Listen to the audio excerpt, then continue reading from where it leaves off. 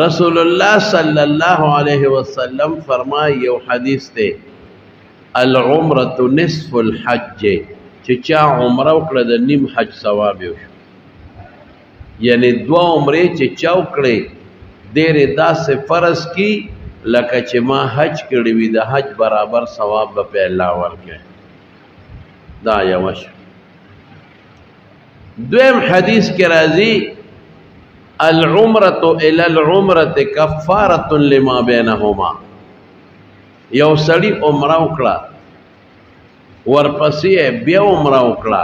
د دې دواړو عمرو په میس کې چې څومره ګناهونه کړي ټول به ورته الله معاف کړي یو سړی عمره وکړه سخ کال او دې آینده کال بیا لا کال پسې بل عمره وکړه د دې دواړو عمرو په میس کې چې څومره ګناهونه کړي اب ورته الله پاک معاف کړي دا د عمرې ثواب او بیا په رمضان کې چې کوم سړی عمرې لاله رسول الله صلی الله علیه وسلم فرمای چې کوم انسان په رمضان کې عمره وکړي د دومره ثواب وشو لکه ما سره چې په مرګرتیا کې حج کړي لکه د حضور پاک سره په مرګرتیا کې چې چا حج کړي دومره ثواب کېږي بل حدیث کې راځي چې عمره او حج د سړی نه فقر ختمي چې د الله د رضا دپاره څوک حج وکړي یا عمره وکړي او دی فقیري دی مسکیني د فقر او مسکنت به خدای ختم کړي د اسبابو د غنا نه دي دی بچه ته غریب کېږي نه دی به خدای مالدار او د حج ثواب څومره دی الله اکبر حضور پاک فرمای هغه حج چې مبرور دی مقبول حج یا حج مبرور دا هغه حج چې د پکې نیکی کړی دا د نیکونه ډک حج دی ګناه نه پکې ځان ساتلی دی بیر پاربه کې نیکی ته وایي نو مشهوره معنا خو یې دا ده چې هغه حج چې د خدای په نزد مقبول وي نو زمو علما لیکي چې حج مقبول څه ته وایي وایي قرآن شریف کې 3 څیزونه خدای ذکر کړي چې په حج کې به دا کار نه کوي چې هغه 3 واړه پکې نه هغې ته حج مبرور وایي جګړې پکې نه کړي هلته خلک کوي جګړه په لږه لږه خبره یو بل تره برن شي په معمولی خبره یو بل سره په جګړو شي په لږه لږه خبره یو بل سره روانه کی خبرې یو بل سره نه کوي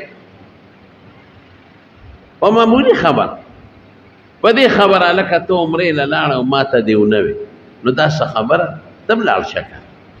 ته بیت الله ته لاړې طواف له وګوره ما ته دې غږ ونه کو زه یې بونه تلم نو ولې زه به تا په شا ګرځو ځکه نه په خپله تم تکړه شه لاړ شه داسې وړې وړې خبرې پټېنې خبرې په دې یو بل سره په جګړې او بیا په مینا کې یو بل سره په جګړې ته زما په ځای ملاس دی تا ځای ډېر ونیوم په عرفات کې ته بس کې لاړې او زه دې پیاده پرېښودم هلته ځانځاني ده هر سړی په خپلو پیسو تللی دی که مالدار دی او که غریب دی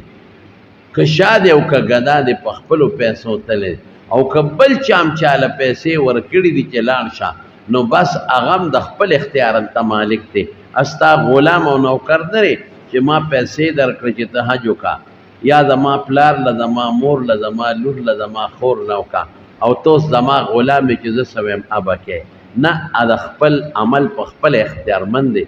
ستا پلار ته به ثواب وبخي که دی له تللی دی نو په دې لږو لږو خبرو یو بل سره خلک یو ځل دومره زه خفه شوم په ګروپ کې دا مخکنۍ خبره ده څو کاله مخکې چې خلکو ته مې ویرو مې تاسو خو یو بل سره په لږه لږه خبره په جګړه نو مې دا حج که پاکستان ته نوړی که نه نو د جدې پورې خو د خدای خاطر وکړې یو څه که د جدې پورې خو یو څه زه پاکستان ته خو هم نه لګېږي هلته خو یې نوړی اخرت ته خو یې ځان سره نوړی قبر ته خو یې نوړی د جدې پورې خو یې د خدای خاطر وکړې په لږه خبره جګړه نو چې جګړې پکې یو بل سره ني او برداشت او دریم پکې د خپل خواهشاتو اظهار ونکي د خپلې بیبي سره که چا سره خپله بیبي او دریم دا چې ښځو ته نه ګوري د ګناه تصور پکې نه کوي د ګناه خبر او کنزل پکې نه کوي نو چې دا درې سیدونه پکې نه کوي وې دې ته حج مبرور وایي او بعض علما وایي نه حج مبرور هغې ته وایي چې د نیکو نه ډک حجي مزدلفه هم کړي هلته پکې د شریعت مطابق ذکرونه کړي عرفات کې هم د شریعت مطابق دعاګانې او ذکرونه کړي منی کې هم د شریعت مطابق اعمال کړي نو هغه حج المبرور چې دا د نیکو نه ډک حج دی د پکې د ګناه نه ځان ساتلی نو لیس له جزاء الا الجنه د دې حج بدل بے د جنت نه بل شی دی نه د دې بدل جنت رونو زمو علماء د حج د مقبولیت یو درې نښې ذکر کړي دي مولا علی قاری چې کوم کتاب لیکلی د حج ارشاد الساری هغې کې مشته او په نورو کتابونو کې مشته درې نښې دي د حج دا واورئ اوس به تا ته په خپله پته ولګي چې دا صرف د برګ رومال حاجي صاحب دی او که دا د خدای په نیز باندې قبول شوی حاجي صاحب دی یو خدای چې برګ رومال یې تو کړي د سر نه او بدل ته خلق ورته حاجي صاحب وایي ډېر خلک حج ته نه دی تللی ګوره او بیا هم په حاجي باندې مشهور دی حاجي صاحب پلانکې وجي پلانکې وجي پلانکې بس دا نوم د خلکو خوښې یو سړي څه ګډ وډ غوندې نوم نو چې بیا راغی نو بیا هم ورته خلکو ګډ وډ نوم اخېسته هغه وی خدای م بېخ وباسه ما لکونه روپۍ ولګولې چې ما ته به حاجي صاحب وایه دا نوم به مې بدل شي نو بیا هم تاسو زما نوم بدل نه که حاجي صاحب راته نه وایه حاجي صاحب او څوک ورسره ډبل حاجي صاحب وایي حاجي پلانکې حاجي صاحب مخکې م ورسره حاجي ولګئ او وروسته م ورسره حاجي صاحب وایي بل ورځ په ایرپورټ کې یو کس چاته اواز کو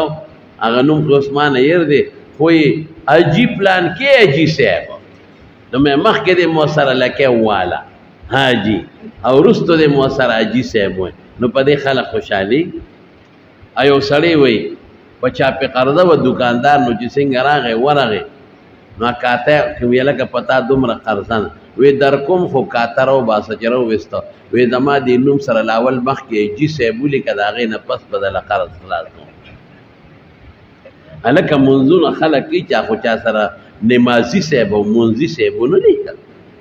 یا روجهدار هلکه دا خو صایم عربی کې صایم روجهدار ته وایي نو صایمي او روجهداري خو ورته چاونه وی حالانکه په عربی کې دا نومونه استعمالیږي بهر کیف یو ښه لقب دی که د ریاکارۍ په بنیاد څوک نه وایي او یو ښه نوم دی یو ښه صفت دی او چاته د حاجي صاحب وایي چې تا حج کړی دی او د نورو خلکو دپاره ترغیب شي نو څه منع نه ده چې ورته ووایي خو ډېرو خلکو نه دي کړی یو سړی تللی و چې ته کراچۍ ته مزدورۍ له چې راغی برګ رومال یې والی حاجي صاحب حاجي صاحب حاجي صاحب نو چا ورته وی لکه حج دیو که بس هغه مې یو کړی مې دی وی حجر اسود د خپل که ورغلی وی وی زیم خپل کړم مام خپل که سم را ترغاړه وت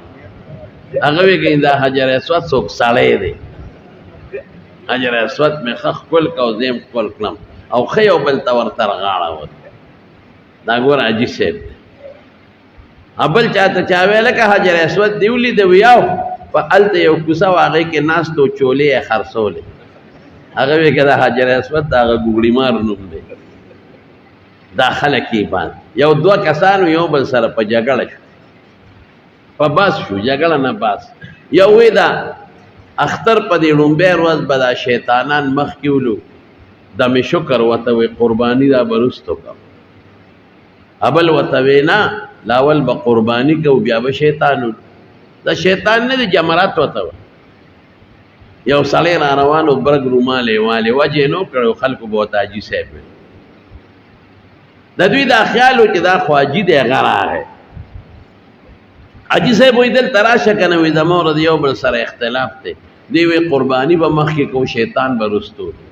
زه ورته یم لاول به شیطان ولرستو به قربانی کو څنګه به کو هغه غریب د سنه خبر واخواج نو کړ هغه په دې سټ داسې ګوتې واله ای وی ما سره دا غزه خبرې مکه بیا مال جړه راځي چل دینا ما سره دا غزه خبرې مکه مال بیا جړه راځي په دې اتدان خلاص کړ نو ډیر خلک یې جونه نه کړي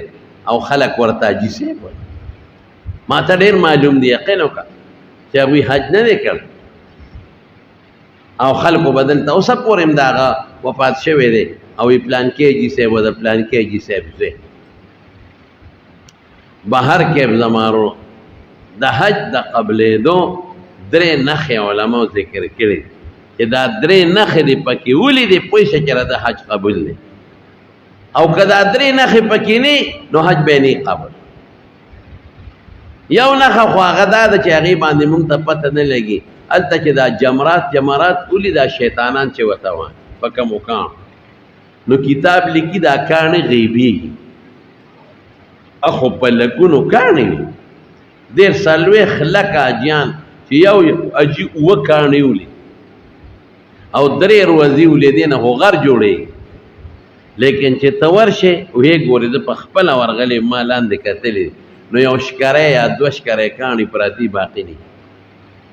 یا دے زمانہ کی بس زیاد تر چی پراتی نو دا یو لوڈر برابر با پراتی نو رشت ختم دا سشو وی که دا چاکان غیب شو دا دا قبولیت نخلا او که دا چاکان غیب نشو نو دا حج ندی قبول نو دا کانو خو پتہ نہیں لگی دی چا غیب شو دا چانا اخو معلومات نشت لیکن دا دوانا خینور ایوار یو نه خیدا د چې دی راشي نو بیا بیا به اړکی دا د قبلې دو نه خل چې آینده کا الله شنو پړه کې به خارخ یې خدای چې بیا حج نه چې دا خلک زیدې به پسې خپای یا رزم داس یو کال تله او کسخ کال بیا خدای توفیق را کړې وتله دوباره به ال تړکیږي دا د حج د قبلې دو نه خل او که بیاړه نه کېده نو پوه شه چې حج نه دی قبول دا څوک چې دا غځای د سختو ذکر کوي کوم عمل دا سره چې هغې کې سختي نشته زه وایم هلته بس خلک وایي یاره جي سمه ګرمي وه ټوله دنیا مړه کېده یاره جي او پیاده مزلې مې پکې خپې مې پکې وپړسې او خپې مې پکې پولیش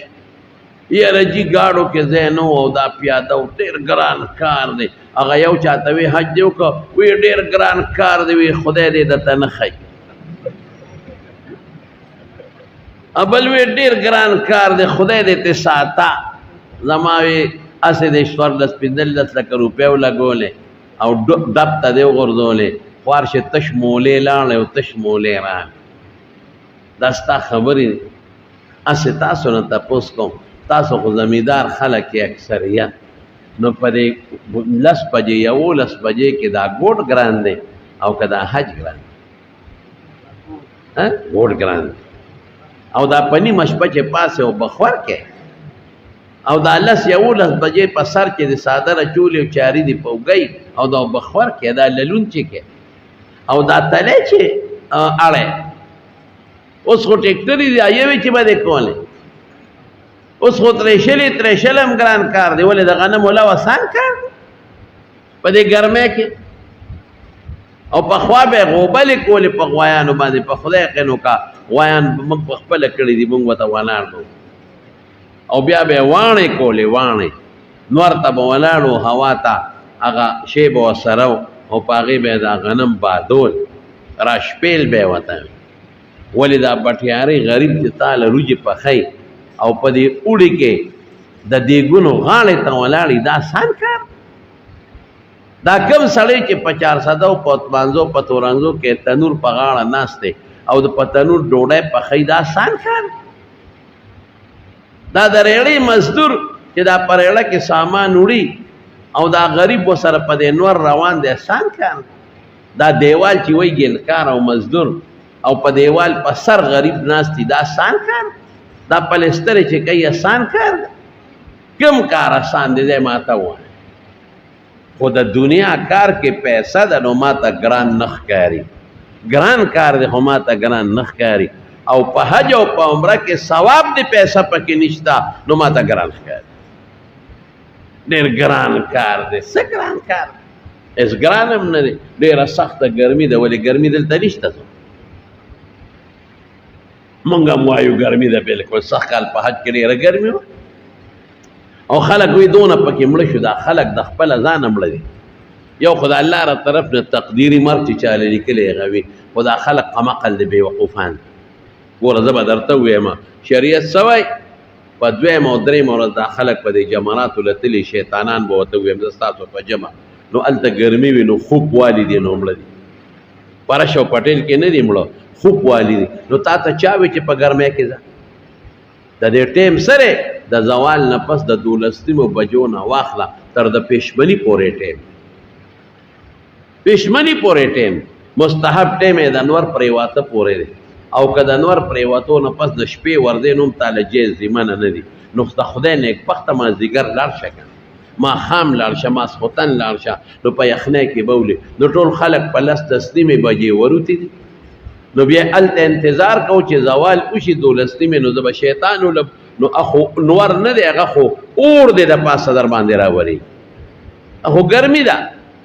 هلته ولاړ دي نو وروسته ورپسې نورم روان دي، وروسته نورم روان. نو بره جته ولاړه ده چې ورېږه 12 بجې شي نو شیطان به ولو. نو بره پې نور دی وړاندې پې اور دی د ځمکې نه. نو خوب جوړ شو، نو پکې بلا خلک مړه شو. نو د خدای ظالمانو اذا اوسع الله فاوصي، حضرت عمر فاروق رضی الله عنه فرمایي چې خدای دله په یو شي کې فراخي درکړه ولې د هغې له فایده راغله. لوستو ده که نه 5 بجې وځه 6 بجې وځه ښه په یخنۍ کې وځه نو کار به په اسانه وکړې. خو نه خلق الانسان من عجل، انسان بس تلوارګن دی. دی وایي چې دا کار بس اوس فټافټ وکړم، په دې تلي کې دا شړشم زرغون کړمه، بس زر کار کول غواړي، زر کار کول غواړي. هلکه لږ په اطمینان کوه، شریعت دله فراخي درکړه. د شریعت د فراخۍ نه فایده ولې نه هلې؟ دا زمونږ د نیکه حضرت آدم علیه السلام صفت په مونږ کې یو پروت دی. حضرت آدم علیه السلام چې کله سا پکې خدای واچوله، دا تفسیر خازن لیکلی دی ښه هم دې ړومبۍ سپاره کې چې سا پکې سینګ واچوله او دا سا د بره نه شروع شوه او دې نیم وجود ته سا راورسېدله، نو د جنت میوې یې ولیدې نو ورپسې راپاڅېده. نو نه لاندې خلاصه نه وه، نو واپس پرېوتېده. نو وی خلق الانسان من عجل، انسان د تلوارې نه جوړ دی. د خدای بنده لږ صبر وکړه چې نوکونو ته رسېږي نو څومره میوې چې رالې نو راله. هر سړی بس په تلوار او په تلوار او په تلوار لین به ولاړي، یو به د یو نه ځان مخکې کوي، بل به بل نه ځان مخکې کوي، اکثر به جګړه جوړه شي. دکاندار نه چې شیخ لی په لیڼې خلک ډېري نو اکثر جګړه شي. هلکه ټول پکې د ټولو کار کېږي، لږ صبر وکړې که مصري له چې ګاډې بودي وي زما دا مخکې ولي زما دا مخکې جوړ کړه. هلکه دواړه خو په یو ټیم نه جوړې، صبر وکړه جوړ به شي که. نو مونږ خلکو کې د پښتنو متل دی وایي که جننده دی پلار ده خو باور، نو خلک ورته نه دقه رنګې زمونږ خلک هلته تلوار کوي نو سر وخوري ټول پکې مړه شي. ولې تلوار کوي؟ نو ګرمي خو دلته هم داسې ګرمي ده، په ټوله دنیا کې دې روزو کې ګرمي ده. حج په اړ کې نو اړ کې خو ګرمي وي، یقینا مدینه منوره کې هم ښه ګرمي وه، مکه مکرمه کې هم ګرمي وه، په مینا کې هم ګرمي وه، په عرفات کې هم ګرمي وه. خو اسباب شته که نه؟ دلته بجلي ټکه ټوکه خلک هلتالونه کوي، بجلي نشته. هلته بجلی کې 1 سیکنډ بنوالی نشته. هلته په بلډینګ کې هم بجلي په اے سی دی، هلته په حرم کې هم اے سی دی. نو اسباب شته. نو ما هلته ملګرو ته وایي چې د خدای خاطر وکړئ، د حج سختۍ خلکو ته مه بیانوئ. دا سختی خو په هر شي کې شته. یو غنم چې ته زرغونی څونه سختو باندې غنم کور ته راوړې. سړی چې دکانداري کوي په اسانه کوي. دا پېښور کې په دې شا باندې دا پنډونو والا غریبانان دا پیټي چې وړي دا آسان کار دی، رزق ګټل آسان کار دی. دا قصاب غریب په نیمه شپه پاسې څاروی لالی، څونه ګران کار دی. نیمه شپه هر پېشمني پاسې او کم کار ماته ووایي چې هغه آسان دی. هر کار ګران دی خو د دنیا کار ته مونږ ګران نه وایو او د دین کار ته مونږ ګران وایو ولې په هغې پیسې نه میلاویږي او په دې پیسې میلاویږي نو د حج د قبلېدو یو نښه دا ده چې بیا بیا بیړه کېږي دته به هغه ګران نه ښکاري لکه دوه څیزونه زمونږ باباجي مولانا شهزاده صاحب رحمت الله هغه به دوه څیزونه دي چې سړي نه پې پیسې هم ځي او کړیږي هم پکې او بیا هم پې سړی خوشحاله هم پیسې ځي هم کړه او بیا هم خوشحاله یو واده په واده کې د سړي نه پیسې هم ځي بله پیسې دې لګي مهر به م ورکوې او ډوډۍ به م کوې او جامې به م هلې څونه پیسې لګي او په هغه پیسو لګولو سړی خفه ني خوشحاله او بل کړو پکې څومره دی خلکو ته به ګرځي او ستونه به کوې او دلته منډې ولته منډې او بیا هم سړی خوشحاله دقه رنګې حج دی حج کې به دې پیسې هم لګي او کړېږي به او بیا به هم خوشحاله او که په کوم واده چې پیسې لګې او خپې او په کوم واده چې کړېږي او خپې نو دا واده په حقیقت کې نه دی ښځه دې نه ده خوښه ښځه دې نه ده خوښه پلار در په شا کړې ده یا مور در په شا کړې ده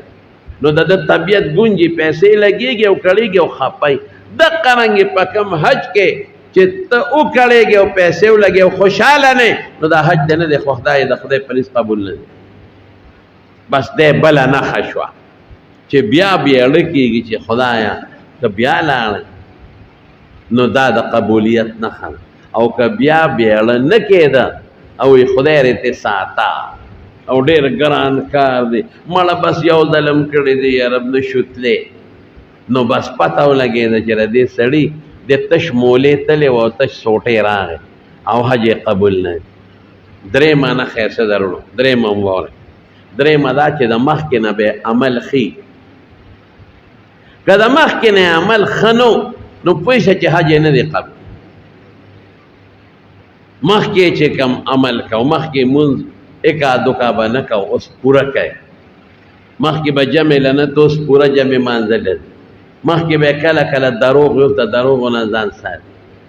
مخکې به کله کله دوکه کوله اوس د دوکې نه ځان ساتي بس حج یې قبول او که د مخکې نه عمل ښه نو نور هم خراب و مخکې به په یو بالټي کې یو لوټه اوبه اچولې په پیو کې اوس پکې دوه لوټې اچوي ولګه چې وي د حج هغه پیسې پکې را سر پته ولګېده چې تش مولې تللی دی او تش مولې راغلی